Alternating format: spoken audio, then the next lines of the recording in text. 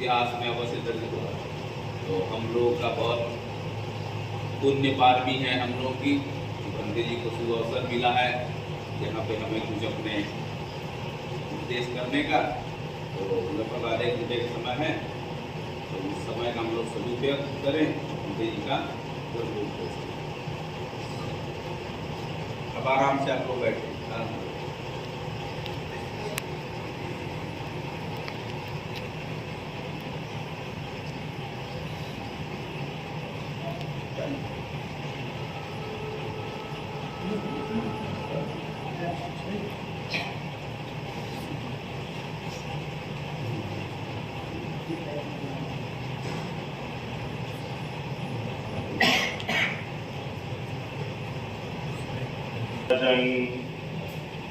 बोधि सुबोधि करुणा गुणगण पय्यापदीप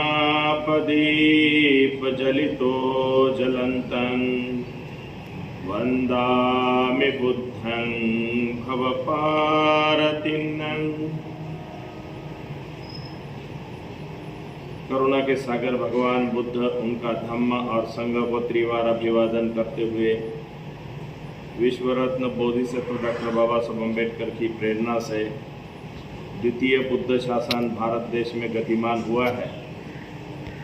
इस द्वितीय बुद्ध शासन में सभी का जय मंगल हो, कल्याण हो, देश में सुख शांति हो और सभी लोग स्वस्थ रहे और सम्मान स्वाभिमान के साथ इस देश का लोकतंत्र और भारत का संविधान चिरायु हो और सभी लोग मनुष्य जीवन जो मिला हुआ है इस मनुष्य जीवन का लाभ सभी को मिले।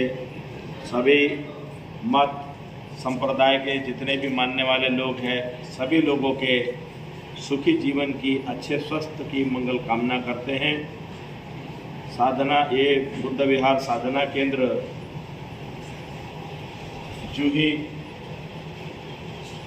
बबुरैया विनोबा नगर कानपुर में 7 दिवसीय जो सामने शिविर लगाया। इस सामने शिविर लगाने वाले जितने भी आयोजक हैं, व्यवस्थापक हैं और आप सभी लोग उसमें भाग लेने वाले सहयोगी, सामने प्रशिक्षु सभी लोग बहुत अच्छी तरह से तथागत बुद्ध धम्म संघ के त्रिरत्नों को समझाने के लिए, बाबा साहब के 22 प्रतिज्ञा अभियान को चलाने के लिए यह जो एक छोटा सा प्रयास यहाँ किया गया है हमारे धम्म मित्र, कल्याण मित्र सत्यशील गौतम साहब की ओर से।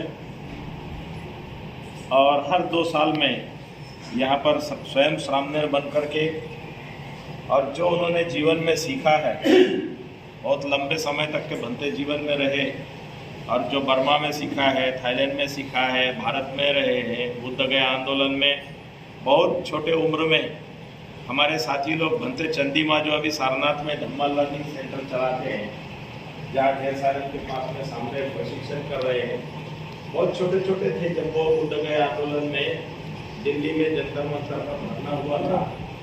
तो उस समय में छोटे छोटे बच्चे की तरह से चंदीमा है, तेजवंत है और बहुत से साथी जो क्या बोलते हैं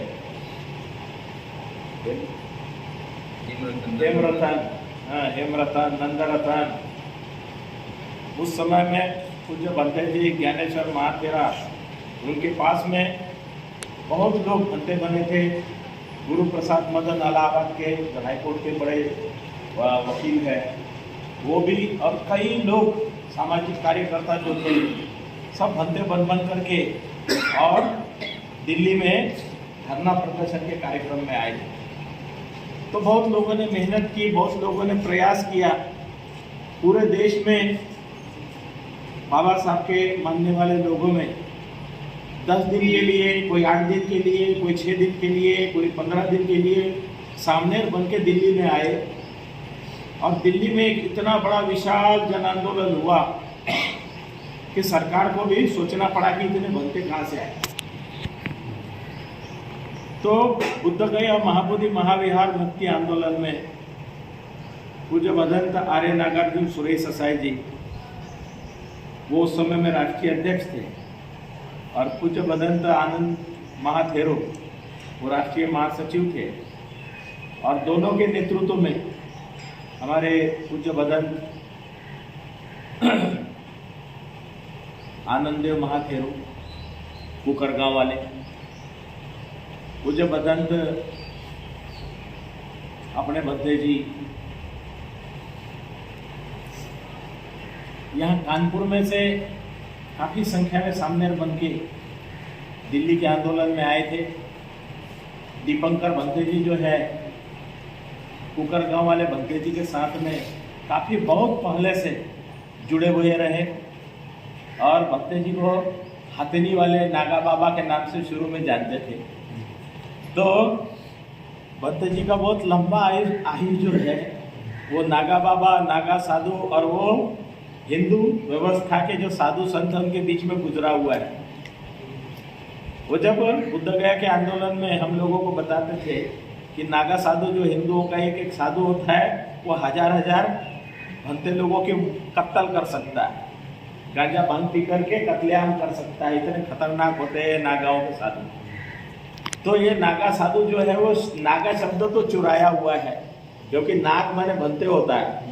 तो भंते लोगों को मार करके ये नई जो पलटन शंकराचार्य ने बनाई थी नंगे लोगों की, जो गांजा भांग पी करके मार काट करने का काम करते हैं, तो उनको कहा है धर्म की सेना, और कहा कि जब देश की मिलिट्री खत्म हो जाएगी तो ये धर्म की सेना काम करेगी। तो इनको काम कौन सा दिया है? गांजा भांग पियो और शील समाधि प्रज्ञा के ठीक विपरीत काम करो।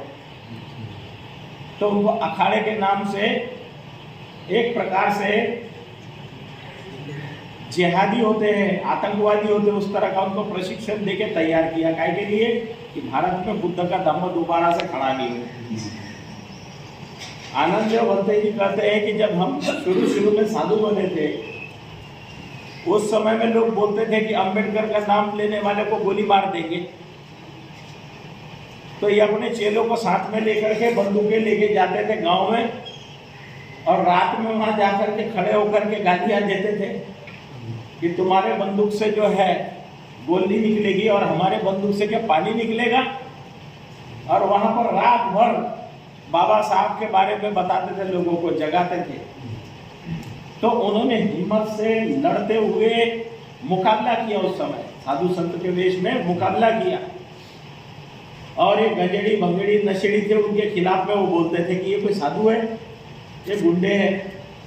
तो सही मायने में साधु का मतलब होता है जो काया से, वाचा से, मन से अच्छा हो जाए, शांत हो जाए, संत हो जाए, जिसके वाणी में लोगों को जोड़ने वाला, लोगों को अच्छाई बताने वाला, लोगों को मार्गदर्शन करने वाला, उसके शरीर में, मन में जो विचार होगा वो अच्छे से लोगों को बताए और सद्धम्म सिखाए। तो हमारे जो पुराने बुजुर्ग उस समय पढ़े लिखे नहीं थे, क्योंकि स्कूलों में जाने के लिए मनाही थी। गांव देहातों में जाति के नाम से बहुत अत्याचार होते थे, तो महिलाएं भी पढ़ी नहीं थी और पुरुष भी पढ़े नहीं थे। कुछ गिने चुने लोगों को मौका मिला। उस समय में माहौल इतना खराब था कि गांव में स्कूल में नहीं आने देना, छुआछूत बहुत ज़्यादा थी। समाज में कोई अच्छा कपड़ा नहीं पहनने देते थे, ना अच्छा खाने देते थे। मनुस्मृति के पुराने कानून के हिसाब से चलता था। कुछ पढ़े लिखे लोगों को, इन समझदार लोगों ने कहा कि तुम डाकू बन जाओ, समाज की रक्षा के लिए डाकू बन जाओ। तो पढ़े लिखे लोगों को डाकू बना के उनसे समाज के अंदर में होने वाले अन्याय से मुक्ति दिलाने का काम करते थे। तो ये समझदार हमारे जो कुछ संत बने थे, कुछ मुखिया बने थे, इन लोगों ने समाज में जन जागृति लाने के लिए कुर्बानियां दी, संघर्ष किया और एक अच्छा आदर्श समाज खड़ा करने की कोशिश की, जिसकी वजह से ढेर सारे लोग पढ़ पाए, लिख पाए, अच्छी नौकरी में जा पाए। तो ऐसे ही एक कप्तान, पुलिस के बहुत बड़े दरोगा, रिटायर हुए बनते आनंददेव जी ने अपने रिश्ते नाते वाले सभी भतीजे और काका ताऊ, किसी के बेटे, सबको इकट्ठा करके 10 दिन का प्रशिक्षण शिविर दिलवाया था कुकर गांव में। तो मुझे वहां बुलाया 10 दिन तक के वहाँ उनको प्रशिक्षण दिया सामने बना के। तो सारे उनके सगे रिश्ते वाले लोग थे आए हुए, महिलाएं सेवा करने के लिए आई थी, खाना वाना बना करके दान देने के लिए, उनके घर परिवार के बच्चे लोग। जब समापन हो गया, खत्म हो गया, तो पूज्य भंते जी मेरे को गाड़ी में बिठा करके ले गए गांव में। बोले आपको मैं बाजरे के वो खिलाता हूँ, पुआ, बाजरे के पुआ खिलाता हूँ। तो उन्होंने एक उपासिका को 100 रुपया दिया, बोला घी लेके आना और बढ़िया ये भंते जी को पुआ खिलाना बाजरे के। मैंने जिंदगी में कभी सुना नहीं था कि बाजरे के भी बनते हैं। तो बाजरे के पुआ बना के लाए, गांव का नाम भूल गया, वहां पर मेरे को बिठाया। अब वहाँ वो कप्तान साहब जो है रिटायर हुए वाले, पुलिस से बहुत बड़े पद से रिटायर हुए थे, ढेर सारी जमीन जायदाद थी, ढेर सारी उनकी प्रॉपर्टी जहाँ थी। तो आए वहाँ मिलने के लिए। तो आनंददेव भंते जी उनसे कह रहे हैं, तो आ ही नहीं रहा है। बोले कि अभी कब तक के आप इधर ही घर गृहस्थी में पड़े रहोगे? कब तक घर गृहस्थी में पड़े रहोगे? कुछ समाज के लिए भी समय दीजिए। तो बोले समाज के लिए तो समय दे रहा हूँ। तो बोले अरे मेरे जैसे बाबा बन के कुछ समय बोले देंगे तो उससे बहुत अच्छा होगा। तो बोले नहीं बहुत काम है, अभी ये काम बाकी है, वो काम बाकी है, वो काम बाकी है। तो बाद में क्या बोले आनंददेव भंते जी, बोले ऐसे है ना, तुम्हारे ढेर सारे काम बाकी है अभी। तो बोले और 2 काम मेरी ओर से दे देता हूँ। वो 2 परियोजना थी, बोले रावण की 2 परियोजना थी। रावण मरने से पहले वो अधूरी छोड़ के गया, तो वो 2 परियोजना को तुम रख लो। तो बोले कौन सी परियोजना? तो बोले रावण की इच्छा थी कि मैं यहाँ से स्वर्ग में जाने की सीढ़ी लगाऊं, हैं? तो बोले वो सीढ़ी लगाने का काम है एक, वो ले लो आप।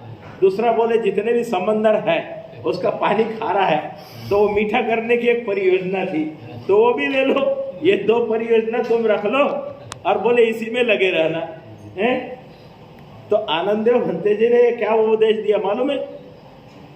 कि जिंदगी भर तो लगे रहे नाती पोते की नाक पोंछने में, ये वो सारा इधर का उपद्रव करने में। अब बचा हुआ जीवन का समय है, कम से कम अपने सुधार में लगो, माने अपने मन को सुंदर करने में लगो, अपने मन में जो मैल है उस मैल को उतारने में लगो। क्योंकि काया से, वाचा से, मन से हमने जो कर्म किए बचपन से अज्ञानता में, किसी को गाली दे, किसी को कुछ कर, कोई जो भी किया हुआ है, तो एक प्रकार से कढ़ाई होती है ना, कढ़ाई, वो कढ़ाई को मांजते हैं, जब चमकती है तो बड़ी अच्छी लगती है। लेकिन उस कढ़ाई को कई दिन से उपयोग किया, उसको मांजा ही नहीं कभी। तो मांजा नहीं तो उसको आसानी से साफ नहीं होती है। देखा होगा आपने, आसानी से साफ नहीं होती है। कितना ईंटा लेकर के उसको घसेंगे तो भी नहीं निकलता है। उसमें आग लगा करके और उसको जलाते हैं, फिर जब का निकलता है। तो उसी तरह से हमारे कर्म जो है, हमारे कर्म हमको दिखाई नहीं देते, तो उन कर्मों की निर्जरा करने के लिए ये ध्यान समाधि का जो अभ्यास होता है, शील समाधि प्रज्ञा का अभ्यास होता है।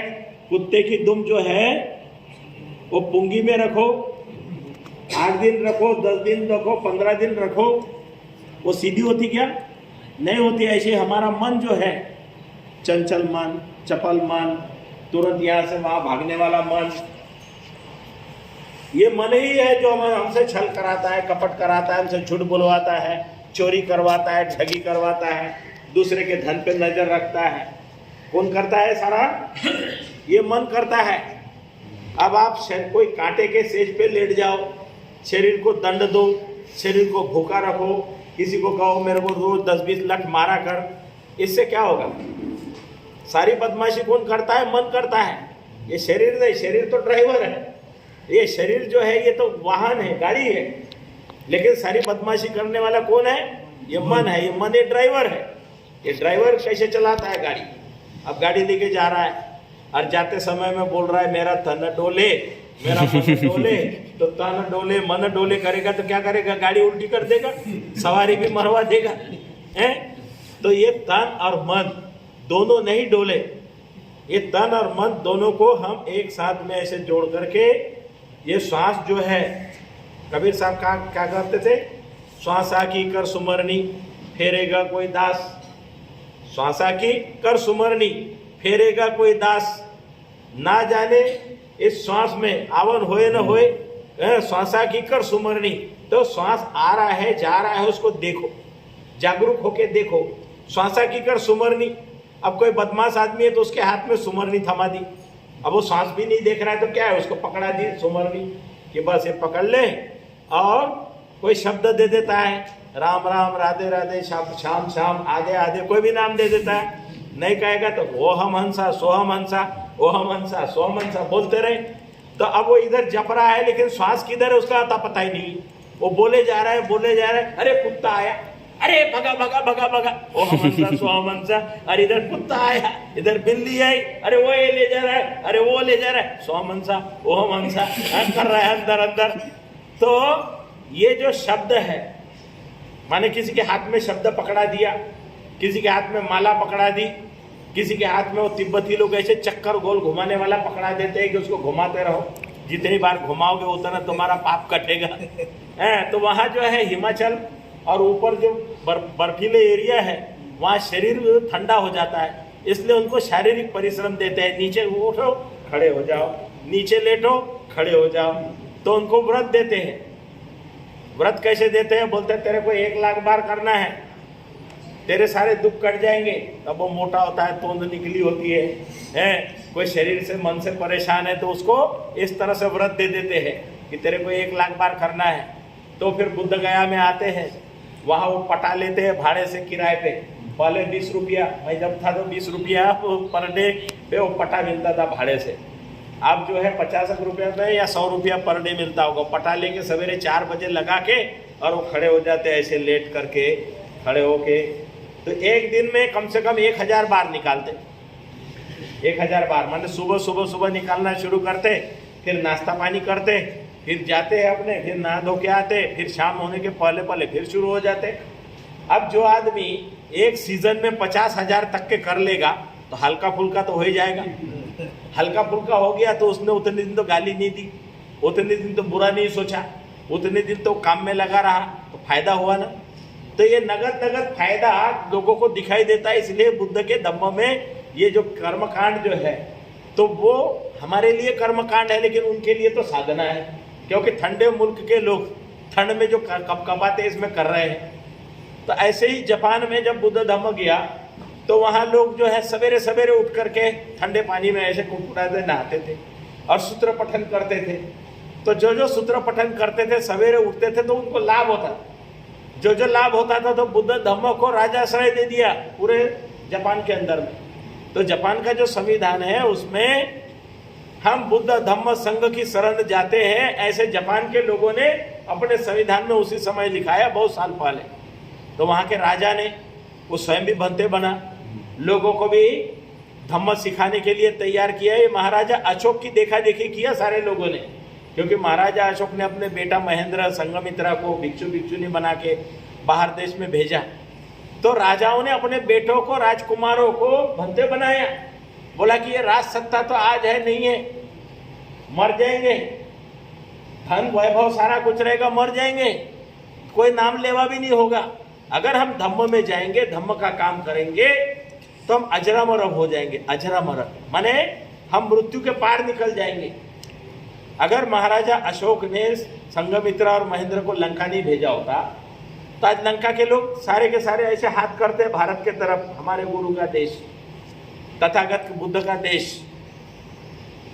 और वो कहते हैं कि महाराजा अशोक जिन्होंने अपने बेटा बेटी को हमारे देश में भेजा, जिसकी वजह से हमको धम्म मिला, तो 2300 साल का उपकार वो आज भी मानते हैं कि 2300 साल से हमारे पर भारत के तथागत बुद्ध के धम्म की अनुकंपा है, और जिसके कारण हम लोग सुख है, शांति है, जाति विहीन है, कोई झंझटें नहीं है, वर्ण विहीन है। तो लंका में वो जो संघमित्रा ने ले गया वाला बोधि वृक्ष की डाली, वो आज भी वहाँ जिंदा है। बहुत अच्छे म्हणजे इसमें बहुत बड़े 3-4 घेरे उसको लगे हुए हैं, आज हम जाकर देख सकते हैं। तो भारत के बौद्ध, बाबा साहब ने बनाए हुए भारत के बौद्ध और देश विदेशों के बौद्ध, ये दोनों बौद्धों के बीच एक कड़ी, मजबूत कड़ी अभी बहुत से बननी बाकी है। बौद्ध देशों में जो मजबूत कड़ी है वो बननी बाकी है। कुछ शैतान टाइप के लोग, जो विश्व हिंदू परिषद आरएसएस को मजबूत करने वाले लोग भंते बने, क्योंकि वो ब्राह्मणी व्यवस्था से आए, भंते बने, उन देशों में वह रहे और वहां पर भी उन्होंने दरारें डाली, जहर डालने का काम किया। मैं लंका में जब पहली बार गया तो एक बुद्ध विहार, माने मेरे अमेरिकन टीचर है, अमेरिका के बूढ़ा बूढ़ी लोग टीचर हैं जिन्होंने मेरे को अंग्रेजी एक एक महीना 3 बार सिखाया। कावासाकी परिवार है, वो विशाखा है और उसका घर वाला केन है। बहुत अच्छी मेरी मुलाकात, मैंने 2000 साल में मैसूर में एक 3 करोड़ की इमारत बनी। एक महिला ने, ऑस्ट्रेलियन महिला ने दान दिया और उसमें एक इमारत बनाई भंते लोगों के और बच्चे लोगों के लिए हॉस्टल बनाया। वो महिला यहाँ ध्यान करने आई थी बंगलोर में, महाबोधि सोसाइटी में, तो ध्यान किया उसने, उसको लाभ हुआ, कुछ बीमारी चल रही थी, वो मर गई। तो उसकी जो प्रॉपर्टी थी तो उसके बहन ने वो प्रॉपर्टी देके लेडी कॉलरा के नाम से स्कूल और वो हॉस्टल वगैरह बना दिया। तो उसका ओपनिंग था और बेंगलोर में 80 साल पूरे हो रहे थे आचार्य बुद्धारक्षिता नाम के भंते जी को। तो आचार्य बुद्धारक्षिता भंते जी जो थे वो द्वितीय महायुद्ध में इंजीनियर थे और जब 1954 में ये 6ठा संगायन हुआ बर्मा में, 6वीं संगीति हुई, वो संगीति में लिखा पढ़ी का काम उनके पास में था। तो उनका पुराना नाम था रविंद्र बनर्जी, बंगाली ब्राह्मण थे मणिपुर साइड के। उनका भाई बहुत बड़ा ज्योतिषी, कर्नाटक के अंदर में ज्योतिष विद्या में माहिर, क्योंकि मणिपुरी ब्राह्मण थाईलैंड में, बर्मा में वो ज्योतिष विद्या में माहिर हो पंडित लोग जो है। तो उनका 80वां जन्मदिन था। अब उन्होंने निमंत्रण भेजा। निमंत्रण भेजते समय सोचा होगा डाल दो निमंत्रण, आएगा तो नहीं, क्योंकि बाबा साहब के मानने वालों में से यार शेड्यूल कास्ट में से कोई बन करके भंते बुद्ध गया का महाबोधि विहार का प्रमुख है, तो वो तो उनके आंख की किरकिरी। लेकिन महाबोधि विहार का सुपरिटेंडेंट और भिक्खु इंचार्ज होने के नाते, बुद्ध गया का आंदोलन की ओर से बिठाया हुआ भंते होने के नाते उन्होंने निमंत्रण भेजा 80वें जन्मदिन पे। मेरे पास जो भी दान आता था इधर उधर से, तो मैं हवाई जहाज का टिकट लेके जाता था, समय बचत करता था। तो मैं समय बचाने के चक्कर में रात भर में यात्रा करके कलकत्ता गया। सवेरे कलकत्ते का हवाई जहाज पकड़ के बेंगलोर गया।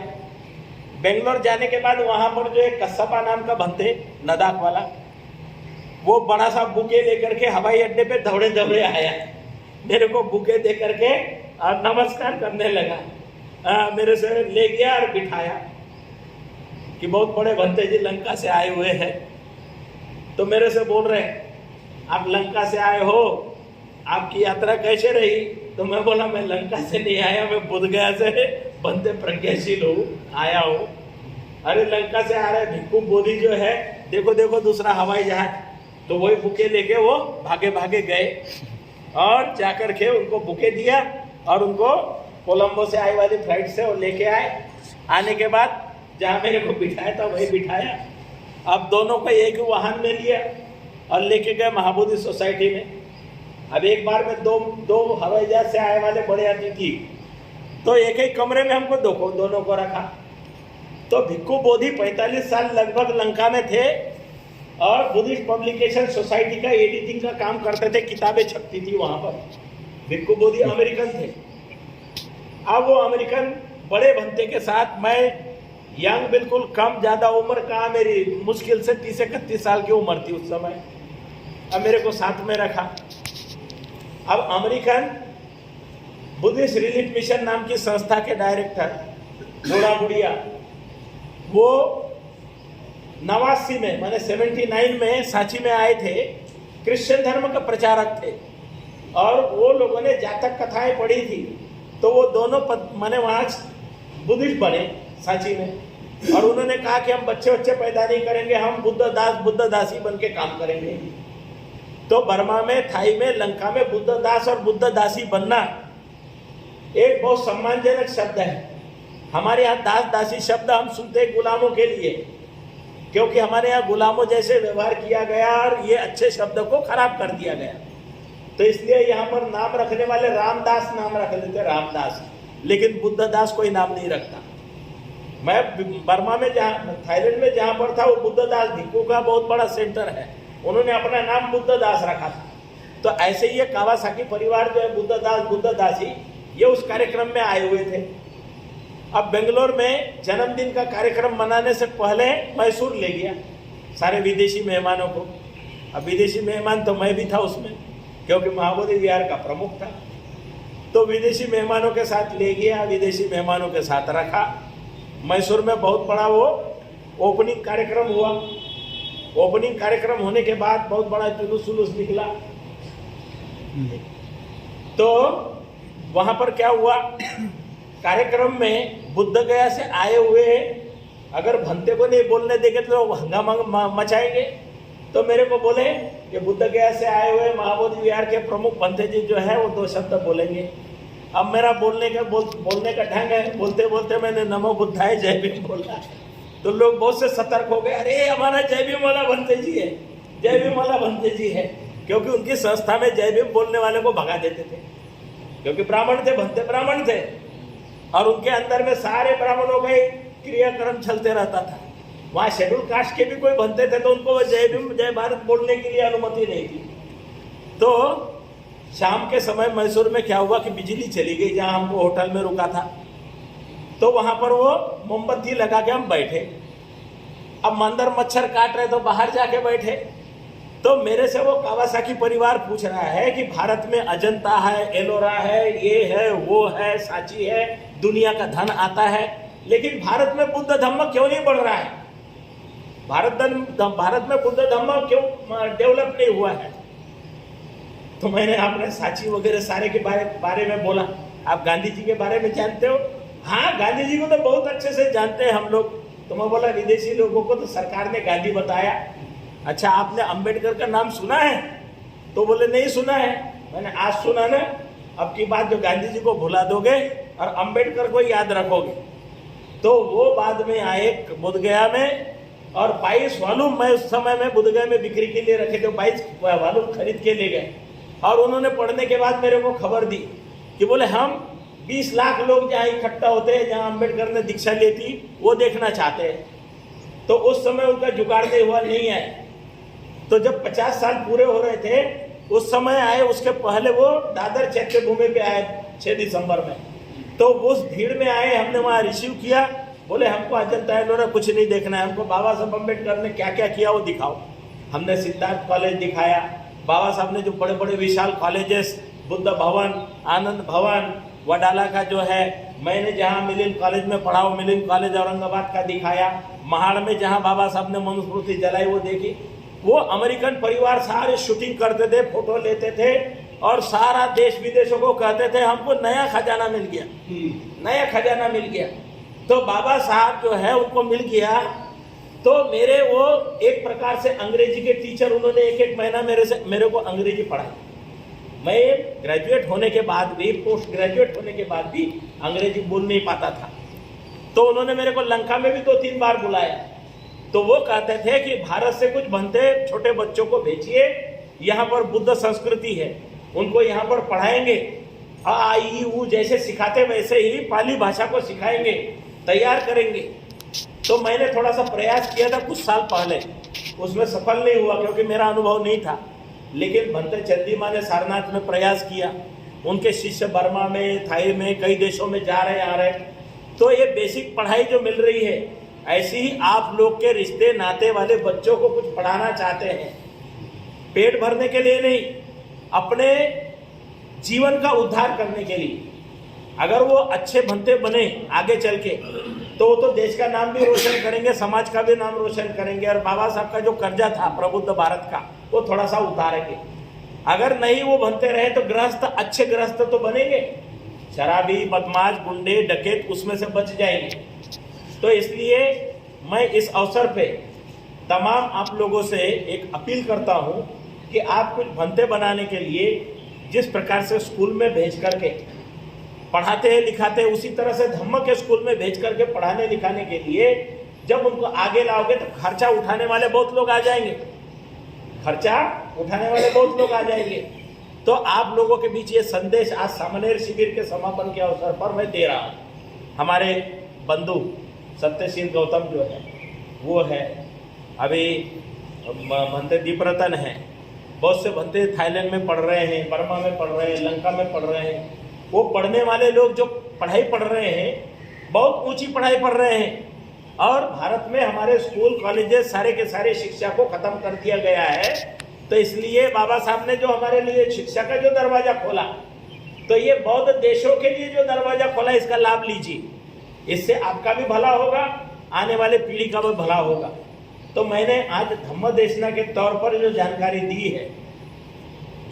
दी है, अभी बहुत से विद्वान जो बड़े बड़े भंते लोग हैं, जो ब्राह्मण परिवार से आए हैं, उनके रिश्ते नाते वाले देश विदेशों में सब जगह बैठ करके धम्मदूत का काम करते हैं।